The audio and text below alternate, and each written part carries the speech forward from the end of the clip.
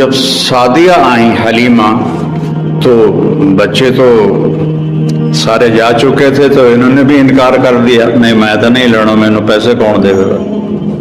تو جب وہ سارا مکہ پھر گئیں تو بچہ ہی کوئی نہیں، تو ان کے خامند تھے ابو کبشہ، کہنے لگے حلیمہ خالی گود کیا جانا، یتیم کو لے لے چلو، ہمیں اللہ اجر ہی دے گا۔ تو یہ دوبارہ آئیں اور کہا کہ اچھا بی بی آپ مجھے اپنا بیٹا دے دو۔ تو حضرت آمنہ علیہ السلام نے فرمایا یہ بڑے بختوں والا بچہ ہے، تم دیکھو گی اس کے اثرات دیکھو گی۔ تو قحط کا زمانہ تھا، چھاتیوں میں دودھ کا ایک قطرہ نہیں تھا، اور ایک بیٹا ان کا اور بھی دودھ پیتا تھا۔ جو ہی حضرت حلیمہ نے گود میں لیا تو دونوں چھاتیاں دودھ سے بھر گئی۔ تو وہ بڑی حیران ہوئی، یہ کیا ہوا؟ تو انہوں نے آپ کو دودھ پلایا ایک طرف سے، جب دوسری طرف سے پلانے لگیں تو آپ نے منہ بند کر لیا کہ یہ میرے دوسرے بھائی کا حصہ ہے، میں نہیں پیوں گا۔ اس طرح اللہ کی ہدایت چل رہی تھی اس معصوم بچے کے ساتھ۔ اب رات ہو گئی تھی تو حضرت حلیمہ نے کہا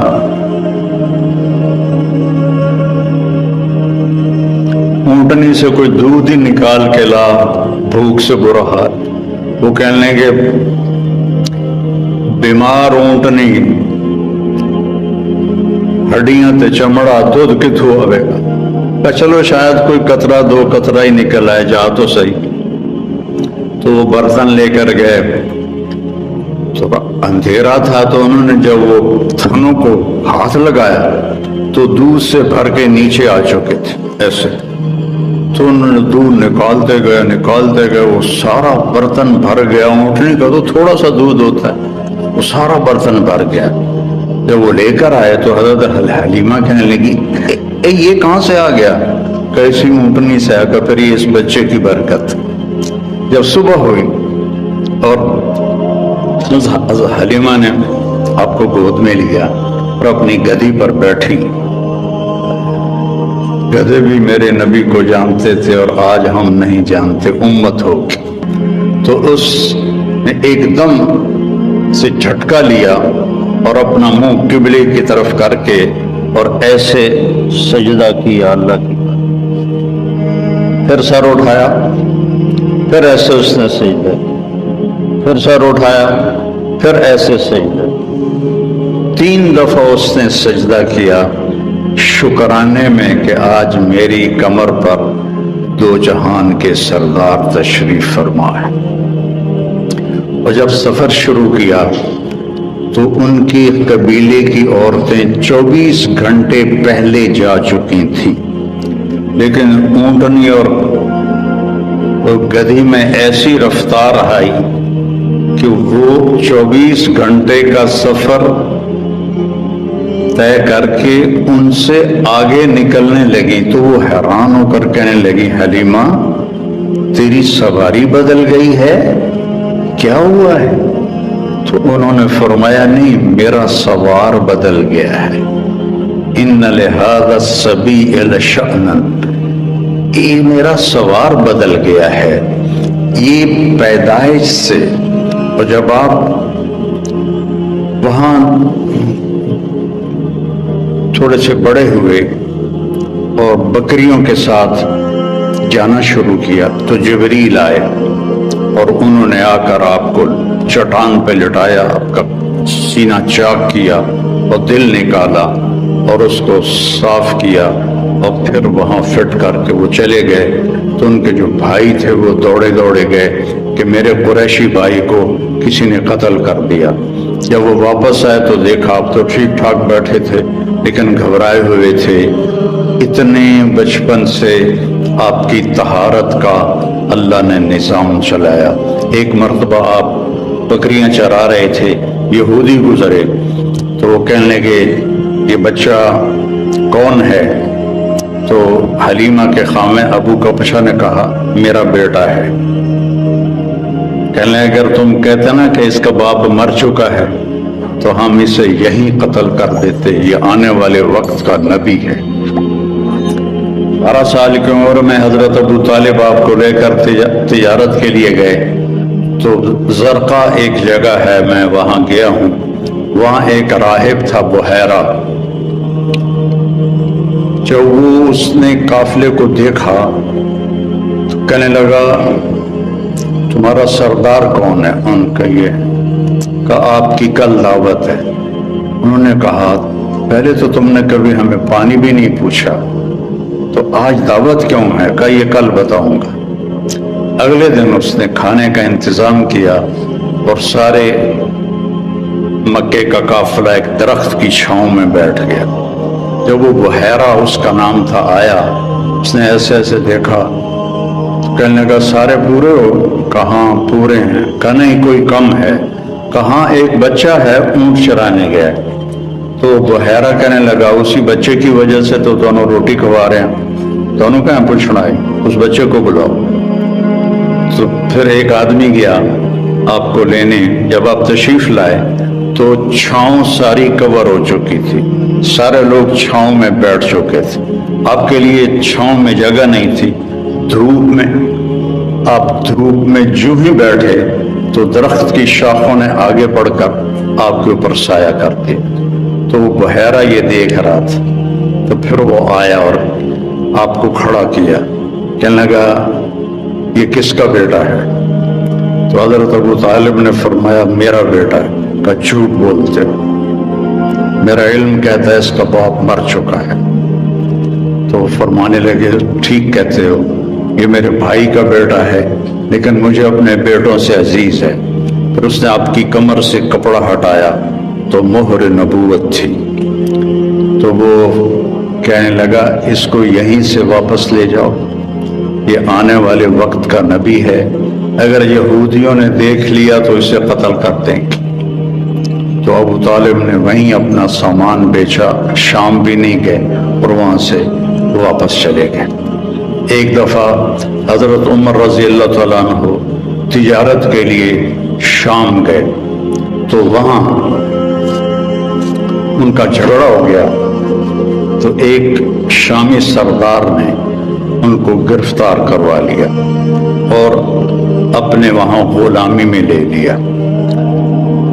تو حضرت عمر رضی اللہ عنہ 2-4 دن ٹھہرے، پھر موقع پایا اور اس کو مارا ڈنڈا، شامی سردار کو، وہ مر گیا۔ ان کو پکڑنے لگے تو وہ بھاگے۔ اب یہ بدو آدمی تھے، ان کو وہ شہری پکڑ ہی نہیں پا رہے تھے، تو آگے جب گئے تو ایک پادری کھڑا تھا گرجے کے دروازے پر، اس نے حضرت عمر کو آتے دیکھا تو ان کو دور سے بلایا، ان کو اندر لے لیا، دروازہ بند کر کے کھڑا ہو گیا۔ پیچھے سے مجمع آیا، جی آپ نے کوئی بدو تو نہیں دیکھا یہاں؟ کہا کوئی نہیں ہے، چلو بھاگ جاؤ۔ چلے گئے۔ وہ اندر آیا، کہنے لگا کون ہو؟ کہا میں عرب ہوں۔ کہاں سے آئے ہو؟ کہا میں مکہ سے آیا ہوں۔ کہنے لگا تمہارے شہر میں کسی نے نبی ہونے کا دعویٰ کیا ہے؟ ان کا نہیں۔ کہا ان قریب تمہارے شہر میں ایک نبی ہونے کا دعویٰ کرے گا، وہ آخری نبی ہوگا اور تیرے مقدر میں اس کا ساتھی بننا لکھا ہوا ہے، اور تیرے مقدر میں اس ملک کو فتح کرنا لکھا ہوا ہے۔ تو مجھے یہاں تحریر لکھ دے کہ جب تیری فوجیں میرے ملک کو فتح کریں گی تو میرے گرجے کو نہیں گرائیں گی۔ حضرت عمر کہنے لگے حضور میری غربت کا مذاق نہ اڑاؤ، میں تو اتنے مزدوری کرنا آیا روٹی واسطے، تجھے میں نے بادشاہ بنا رہے ہو۔ وہ کہنے لگا تو تجھے کیا فرق پڑتا ہے، تو لکھ دے، چاہے میں جھوٹ ہی کہہ رہا ہوں تو لکھ دے۔ تو حضرت عمر نے لکھ دیا کہ جب میری فوجی آئیں تو اس کے گرجی اور اس کو کچھ نہ کہا جائے، اور حضرت عمر لکھنا جانتے تو سائن کر دی۔ کہ جب حضرت عمر کے زمانے میں ملک شام پر لشکر کشی ہو رہی تھی تو پھر آپ نے وہ خط حضرت ابو عبیدہ کو دیا کہ اس راہب کی آپ نے حفاظت کرنی ہے۔ اتنا پہلے آپ کی آمد کی نشانیاں ظاہر ہونا شروع ہو چکی تھی۔ آپ درخت کے پاس سے گزرتے تھے، درخت کہتا تھا السلام علیک یا رسول اللہ۔ آپ پتھر کے پاس سے گزرتے تھے، پتھر کہتا تھا السلام علیک یا رسول اللہ۔